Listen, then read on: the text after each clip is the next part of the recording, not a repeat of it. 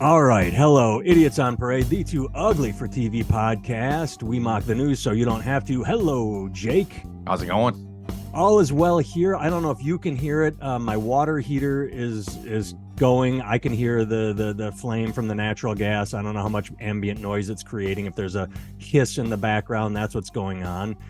Jake is a comedian in New York City. I am Nathan Timmel. Jake Vevra is a stand-up comedian. I am Nathan Timmel, stand-up comedian in Iowa City. Let's jump right in, my friend, shall we? Yeah. All right. Last week we were talking about Sidney Powell. She flipped, and now Jenna Ellis flipped and was crying. If I had known now, then what I know now, I never would have agreed to represent Donald Trump. Three of his former associates, lawyers, what have you, have turned on him. But the reason I want to talk about it is it's my favorite part. The day after, literally, we recorded our podcast last week, and the very next day, the news article hit, Trump distancing himself from Sidney Powell, like, I barely knew her, I never met her. He's on record as having hired her, talked about her, been in the, and yet I have no idea who she is. I never met her. And it works. It works for him every time. It doesn't matter who it is. The instant they are out of the cult, he says he never knew them, and all his followers like, yeah, she's a turncoat. He never knew her. He can praise a person every single day. This is the best, most faithful servant I have. The next day, I never knew him, and the cult falls right in line. It's amazing. I wish I had that kind of power. It's pretty awesome. Yeah. I mean, with things like hiring lawyers, there's going to be paper trails for it. I mean, plus, you hired her publicly. You were on TV talking about how she was working with you and she's right and all this stuff. So I mean, he's in a bad place when his own lawyers are flipping on you. You know, it's just not going to happen. Well, I don't know what else to say about it, but what you just said about how there's a paper trail, it's all been public. To quote Bill Murray in Meatballs, it just doesn't matter. It just doesn't matter. No one cares. Like I said, he can literally be praising a person one day, saying, I'm surprised he didn't do it with his wives, like Ivanka, like, I never met her, I barely knew her, like, he literally could be married to someone, and his followers will say, nah, Jenna Ellis was he never talked to her. They'll be in pictures together. Like Epstein. Well, I believe him for his wives. I don't think he has that much to do with his wives. Honestly, if you look at Melania Trump as first lady, she was clearly the least first lady of all the first ladies. That's why she was my favorite first lady. Honestly, she had clear disdain for the job. Did not shy away about it. She's like, I was in this to be a trophy wife. Now I gotta pretend to give a fuck about, I don't know, kids being cyberbullying was her overweight cause. or bullied or whatever. I don't care. This isn't. I'm done. I'm gonna flip because you and I sometimes like to do point counterpoint to create tension, and viewers and listeners enjoy tension. I'm gonna go the other way. She was my favorite first lady simply because she didn't give a fuck. No, that's exactly what I said. I thought you said she wasn't. I thought you said no. She's great. No, he's my least favorite president. She's my favorite first lady. My hope is that she marries Hunter Biden. He runs against his dad in the primaries, beats him, and then the two of them are just doing fucking rails in the White House. I honestly misheard you. I thought you said that you didn't like her because I thought you said she was your least favorite. And I was going to go, she's my favorite best. For that. She's the best. I listening to them talk as if they're an elected official because they're married to the guy who got the job is bullshit. She's like, hey, man, I'm just married to this guy, and that's my job. It's my only job. Stop making me pretend to give a fuck about these little incels getting bullied on Twitch. I don't care. That absolutely. I remember that. I will put my hand on the Bible and say, hands down, that was my favorite moment of her first lady presidency, whatever you want to call it. When she came out and said, I'm going to take a stand on cyberbullying, all the media went, oh, good for her. She's going to take a stand. And then she immediately said, because I am the most bullied person on the internet. They pick on my husband. Is like, holy She made it about them. Dude, it was so a funny good. fucking thing. It's like you're married to an internet troll. What are you talking about? Like it's just such a funny goddamn. It would be like if Jackie O's stance was like, I'm gonna push marital fidelity and not putting up with your husband cheating. Like it's a funny thing to do on her part. She clearly had disdain for the job. That's what I loved about her. She's our Lady Di, Yes. I fucking love her. It would be like, now this isn't a presidential comparison, but you did make me think of it. It would be like if Ashton Kutcher ran a website trying to catch sexual predators, yet supported a convicted rapist. I guess that did happen. Yeah, it'd be good, but he was less public about it. You know what I mean? Yeah, like she didn't do a private letter to the judge. This would be like her. Yeah, she went out. She did a press conference. Yeah. I'm taking on cyberbullying because I've been bullied. It would be like if Justin Kutcher or whatever the fuck that guy's name is did a press conference from the podium of his sorry you're a victim of sexual assault foundation or like whatever. If he did a fucking press conference with their logo on the front and was talking about, listen, when the other guy from that 70s show is not raping women, he's a fun hang, but give him less time, Judge. He's a fun hang. He's not like all the other rapists I've ever met in Hollywood. This guy is a fun hang. Lock them up for longer times. Hell, some of my best friends in Hollywood are rapists you guys haven't even touched yet. Lock them up for a longer time. And they're dicks. This guy's awesome. He's a fun hang. Let him go. On behalf of the We Don't Want Women to Get Raped Foundation, give this rapist less time because he's one of the good ones, God damn it. Okay, first of all, everything you said there had me cracking up, but I still can't get over Justin Kutcher. That would just struck me. So Justin Kutcher is his evil counterpart. It's his evil doppelganger who's actually it's the one that has a goatee. Justin Kutcher has a goatee to show that he's evil. That's right. He grows that thing out before he writes letters to judges trying to get rapists less time in jail. Hey, Jake, we have a new Speaker of the House. Mike Johnson got the vote. It's like every Republican said, all right, Jim Jordan's an asshole. He's a belligerent asshole, but Mike Johnson, he's an asshole for Jesus. He did all the same shit Jim Johnson does. He's a hypocrite that says, I love Jesus and Trump. I love this. Did you catch any of his acceptance speech when he got the speakership? A little bit, yeah. Go ahead. Well, there was a little segment where he said that leaders are appointed by God. He said everybody's, and I thought that was a blast because that means Biden was appointed by God. But wait, he believes that the election was, he tried to overturn God's decision. God picked Biden to lead, and so Mike Johnson fought to have God's certification thrown out. Or the other idea is, and I like this one too, it means that Democrats can outwit God because God chose Trump, but the Democrats are sneakier than God. So is God all powerful if Democrats can sneak a candidate by him? They were before Democrats. You see, Satan is the one who fixed the vote in 4 of those states. The devil sent in tens of thousands of fake ballots. That's why, luckily, we have a good a righteous Christian man running the House who will only certify the elections that God told him the person won. Nah, that makes sense. That makes sense. Do you think it really was, going back to his election, the difference between Jim Jordan being an asshole no one likes and him being a nice guy? Like, everybody says he's a nice guy, they love him. He's still an inner asshole. Like, he walks around supporting candidates and people that go against everything Jesus teaches or taught, but they voted him anyway just to get it over with, or because sure, he's still an election denier asshole, but fuck it, let's just be done with voting for these people, because it was a fun week when they couldn't decide on anybody. It was. I think Jim Jordan had too much baggage, honestly. He had that weird thing with the wrestling. Yeah.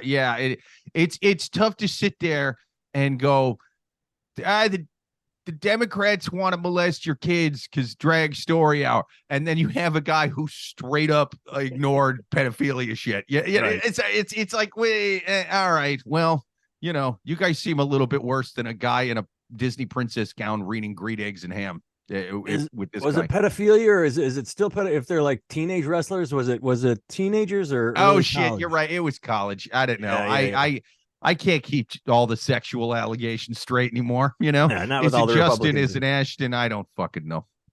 Well, he's the Mike Johnson gave an interview. So he gave his acceptance speech where he brought up God a few times, which is always nice. And then I'm gonna paraphrase because I don't remember the exact quote, but he was literally asked, "Where do you stand on any issue?" And he goes, "Well, if you want to know how I feel about an issue, just read the Bible. I get everything from the Bible." And it's like, oh boy, here we go. I take my marching orders from a book of fairy tales written, centuries ago when we didn't have cars or airplanes or surgery, or I get my marching orders from he's sick, get the leeches, let's bleed the illness out of the person. This is not a smart man. Yeah, it's pretty rough, honestly. I think the fact that nobody knew him kind of helped, in that there wasn't enough to attack him on. Like, the stuff they're attacking him on is this guy's a superstitious asshole that's basing all of his stuff off the Bible. And, the conservative majority in the House was like, great, we like that. So, well, and it happened so fast. Like, for days it had been, this sensible person from Minnesota, this Republican who everyone likes and voted to certify the election because he's not a complete cunt. Oh, we can't have him because he's too sensible. We got Jim Jordan. We have was Scalise. There were so many. And so this guy was nominated in the morning, like, oh, Mike Johnson. And I thought, I'm sure all the reports I read, so this will take several days. And by the afternoon, it was literally, boom, he's your new speaker. Like, holy shit, that came out of nowhere. So the media didn't even have time to vet or find anything to attack him on. Like, I think it made sense in terms of the speed of it with this one finally, because he's a more extreme one. And basically, you're looking at a weird sort of civil war within the Republican Party where, you've got your moderates, you've got your extreme people, but they only have like a 4-seat majority. So you really need everybody on the same fucking page. And the more extreme members, they can't cave. Otherwise, they're not extreme. You know what I mean? If they cave to the moderates, they're not extreme. They will get primaried from the right in their own districts because their districts voted them in. Hence, they want somebody who's pretty far right. If you do shit like even bending to work with the moderate Republicans, you're going to get primaried by someone with a camouflaged American flag hat who's going to sit there. I never would have done that. I would have made him vote for Jim Jordan, and I would have done this and that. And so you have to pander to that wing of your party. That's the only way you get taken out in the primaries. Whereas a moderate person is a hell of a lot more likely to cave to somebody extreme because they're like, hey, we're just trying to keep the fucking government going, and it's more of, it can be passed over as more of a moderate logical position. I hear you. I agree with you. There's no flaw to your argument. I want to go back in time though. So I told you before we signed on that my kid threw a tantrum this morning. When you have kids, especially toddlers, I don't have, my kid's not a toddler anymore, but kids throw tantrums, and you are the adult in the room, and you're like, no, you're going to school. You don't sit there and bargain. We put him in the timeout chair and said, okay, fine. You're not, we tried to force the code on him. We said, fuck it. You're going to sit right here. You're going to stare at the wall until you are bored. And he got bored pretty fast. It's like, oh, I don't get to play in my room. So when it came to these far right dipshits, what I don't understand is McCarthy, the previous leader, he was cutting deals with Democrats, but not, I guess, why did they cater to them then? I get it now, but you have enough Republicans, you have enough Democrats. What you do is you just completely ignore them and say, let's get shit done. And when everything's getting done, when you have bipartisan bills, the voters know that. The people, yes, you still have the ones that will run on in the primaries, But all they have to do at that point is say, look at all we've accomplished. The Democrats wanted this. We gave this. We passed this bill. The Democrats wanted this. We didn't give them this. We passed this bill. You show the voters what you're doing. And yeah, you'll still get the assholes, but not enough to get them voted out. So then you just ignore the extremists and they go away.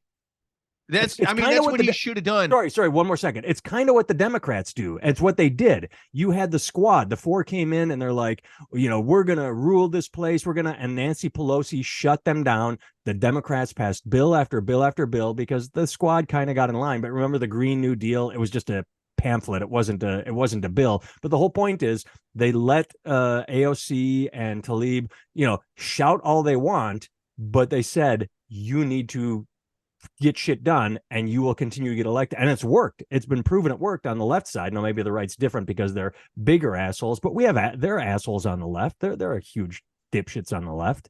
Well, they're all kind of beholden to what the hell Trump's endorsing. And they're kind of scared to go against him and get fucking primary from the right. I agree with you. That would have been the smart way to do it. And when you only have a 4-seat majority, you have to do it that way. He was acting like he had a fucking 50-seat majority, So he was worried about being primaried from the right, which, hey man, he's in California. He can play the more even-handed moderate route, I would think, in that district.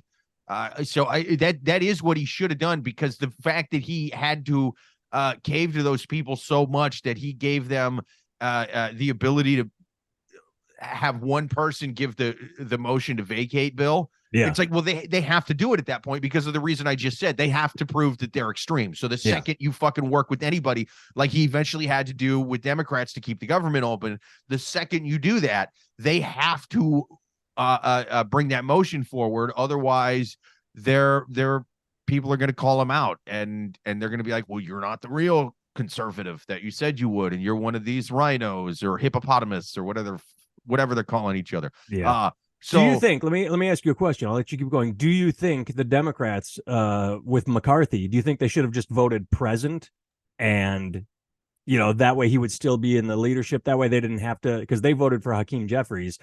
Do you think it would have been better just to we're not going to vote for you, but we're not going to vote against you. We're just going to keep a steady flow because now we got, God boy in there? In a sense, however, I do think there is something to, we're all going to vote for the same person and look like the party that has our shit together. Unified. While you guys flip the fuck out and then get this guy elected. Who, I mean, let's face it, man, they're almost a year into this fucking Congress, and they're still doing this back and forth shit.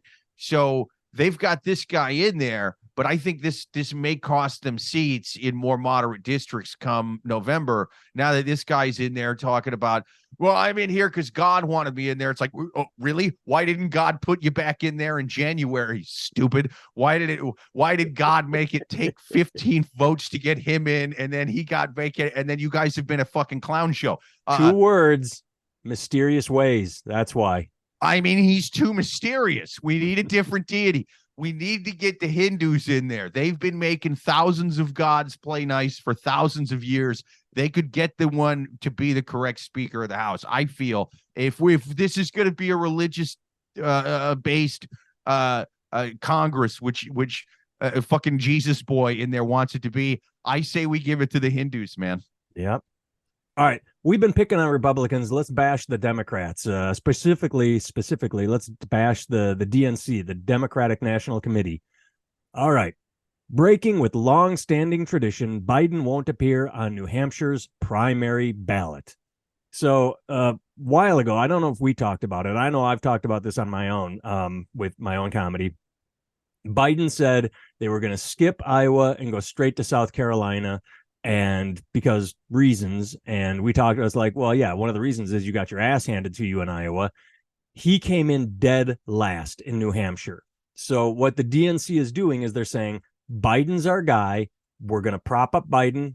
We're running him. Nobody can primary him, or they can. We're just not going to support them. So I guess a guy from Minnesota, I can't think of his name, just announced he is going Phillips. to. Yeah. Phillips. RFK was primarying him, but then he became an independent. But the DNC is just going to clamp down and say, Biden's our guy. The people do not have a vote, do not have a choice, because we're going to put all our money and effort behind Biden. They're afraid. They're afraid of getting primaried by someone better.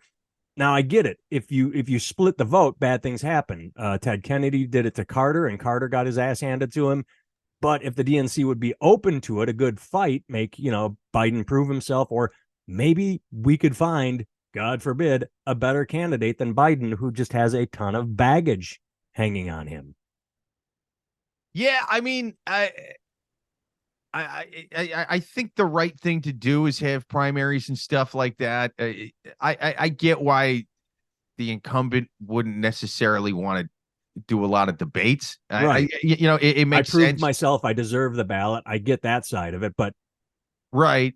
And you and I said the primary system is fucked anyway. The idea that Iowa goes first, then New Hampshire, then Nevada, right. I'm like, make it all on the same day. I think the federal government should come in and be like, okay, I know you guys liked doing your own thing during the primaries, but like we're voting all on, I don't know, February 12th.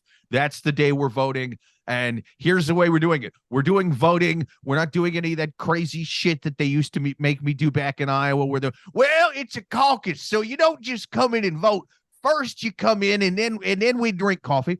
And then each candidate elects someone to thumb wrestle on behalf of them. See, it's an ancient tradition. It dates back to the natives. All right. It's for the farmers. No, we took their land. We took their system of government.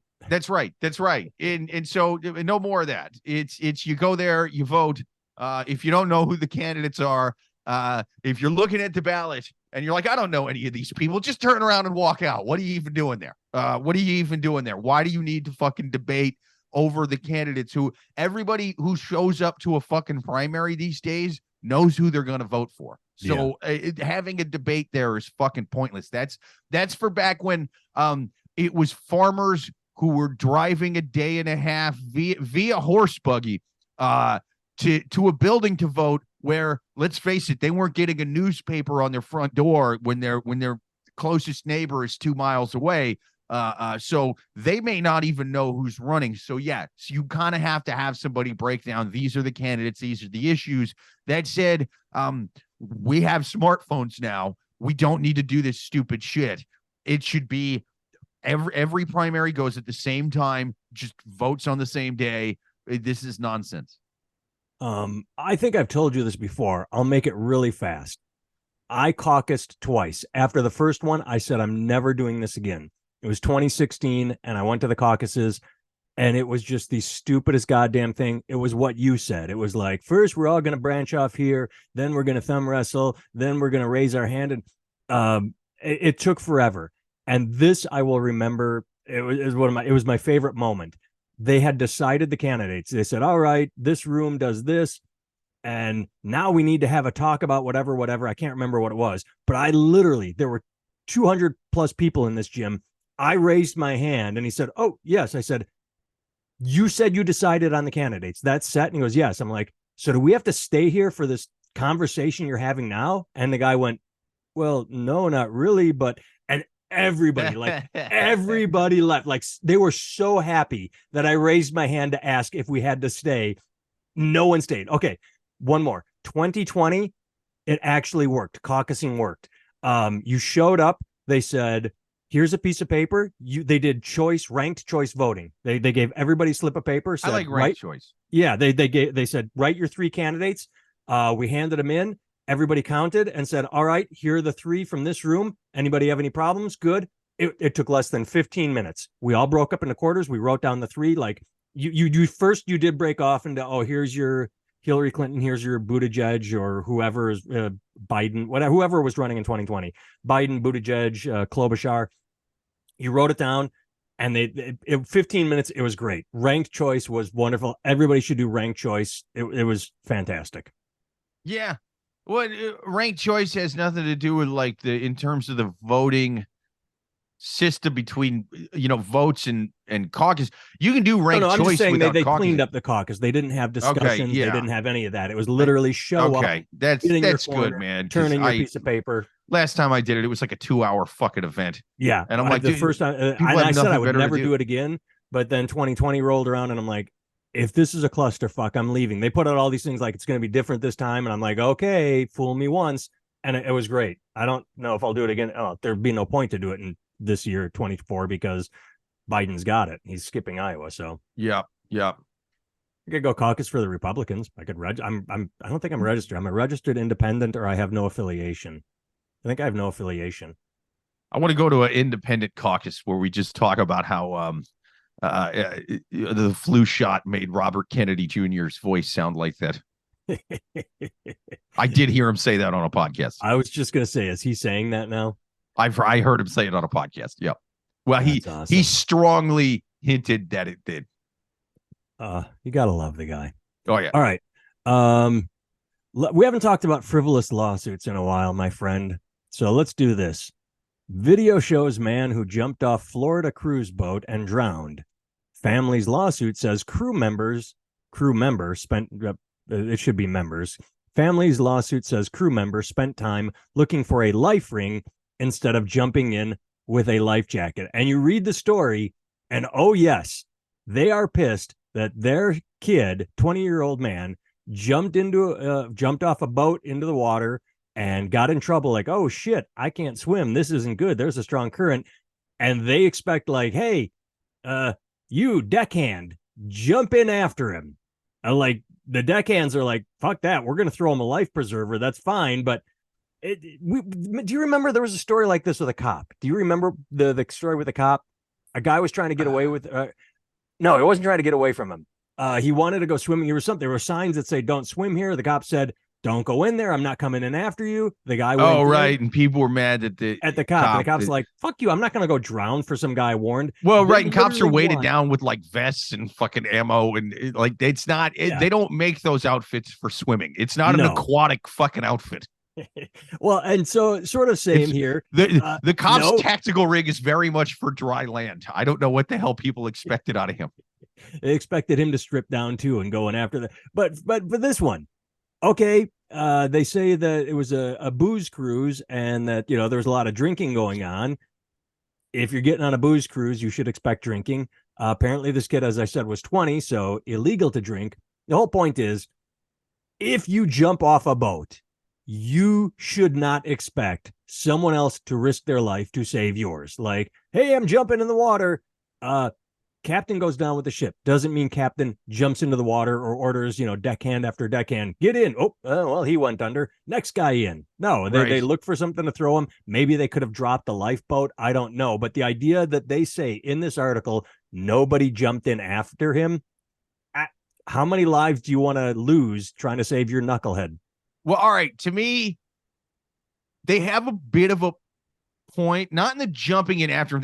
No. It seems like they're serving him alcohol as underage booze. Well, right. Yeah, they're upset about my initial take was, well, they're upset about the wrong aspects of this story. It's saying that it took her several minutes to find a life ring to throw him. You should, dude. I thought they lined the outside of the ship. Like, oh, right there. It should. Okay, if I'm a drunken member of the booze cruise, you should have especially where people are drinking, you should have this shit set up to where my drunk ass could probably somehow find a life ring within minutes, let alone a hopefully dead sober crew member. It took several minutes to find any safe. You know what happens when someone's in the water while they're drowning for several minutes? So like, what do you, it should be right there. Anywhere where there's people, so like the fuck that jumping in after thing, there should be life rings ready to go. So there's that. The fact that it's not just a bar that a 20-year-old got into underage. It's a private event. Goddamn vessel. There's a plank you have to show to walk. Yeah, there's no sneaking in the back door. I mean, as pro underage drinking as I am, If you ask me, Jake, what do you think should be the hardest places for someone under 21 to get in terms of drinking? I'm going vessel on international waters. You know what I mean? There's a stairs to get on and off the boat. Surely you should be carting someone there a little better than you would in Buck's Tavern or whatever the fuck. It seems like the lawsuit they should lean heavier on those aspects than why didn't they just jump in like you see in the fucking movies? Well, that ain't what people do. That's just not, I think my favorite aspect of this is the perpetual lesson that history teaches us nothing. Jay, can you think of any famous ship that ever set sail where they didn't have, I don't know, proper safety precautions in place in case anything happened? Oh. Yeah, that one that went to go see the Titanic. Yeah, there's a lot of them. People never learn in the water. People get real forgetful when it comes to the sea. It's even the people going to see the most famous sunken ship are like, hey, should we get engineers to make sure that the hull is thick enough, or maybe get controllers that aren't, that don't come free with the Xbox? Nah, fuck the Navy. I'm not consulting with any of those guys. How your brain pulled that one out was just fucking brilliant and beautiful. Obviously, because it was more recent than the just the sheer fact that obviously I'm going for the Titanic, but you just took it to a whole new level. That's right. I didn't see that this coming. guy that is the great. broke version of the billionaires that died in the Titanic. And just to prove it, did you catch the last sentence? What I think is the last sentence in the article. Oh, fuck it. Switch to a different article. The family is seeking damages in excess of $50,000. $50,000. That's not speaking highly of your son. At that point, it's like, dude, their son just give him the full. Fuck it, give him 75. You were on you have a yacht. You sons of bitches. That is not a lot of money for a death of your kid. It was going to be like, I don't know, 50 mil. I figured like several zeros were going to be on the back, because that's where they're starting. They're not even hitting six figures there. Yeah, it didn't even, like, their starting point isn't even six figures. Like, come on, like, don't even negotiate with them. Give them the full amount. If you said to me, Jake, a 20-year-old drowned on your booze yacht that you own, on your booze cruise yacht, whatever this thing is, the families want damages. We think we might be able to settle for 50 grand. I would blow that fucking lawyer. Are you kidding me? Give them the full amount, you stupid fucks. If you take this in front of a judge, and like, the judge is going to be like, dude, not only are we not letting you off the hook completely because this 20-year-old died, I think this is a typo. I think they wanted a couple more zeros in here, and I think I'm going to give it to them. Crack. Speaking of typos, I got to admit, I'm a little upset with the journalist here, the person who authored this article. Let's scroll back up. Nico Mann wrote it because he made it a little too literal. Did you see the paragraph right above it? I'm going to read it as written. I know a lot of mothers and parents say how great their kids are, but Enoch was a great child, and we're really going to miss him. The author of the article actually threw the in there. Like, she was like, we're going to miss him. I mean, she just lost her kid, and she's got microphone shoved in her face, and she's, probably not used to public speaking. Yeah, she goes, I miss my kid, and I'm going to miss him. And so the author writes the in there. All right. I don't know why you would actually write the I'm gonna guess right now that whatever doc he's doing, whatever, like, however he's typing this article, he probably took a transcript of the interview, and I feel a little copy paste action, and not so much editing with this article. That makes sense. All right, kids, find Jake online on all the social medias at Jake Vevra, the sign at Jake Vevra. Every Thursday, you can listen to the Love Gurus podcast. They take questions from Reddit and suss them out and give answers. You can find me at nathantimmel.com. And from there, you find Nathan Timmel on all the socials. Thanks for tuning in. Thanks for listening on Chicago's Comedy Scene Radio Network. Thanks for watching on YouTube. Thank you, YouTube. Goodbye. I'm getting drunk and going swimming. Get the life tubes ready.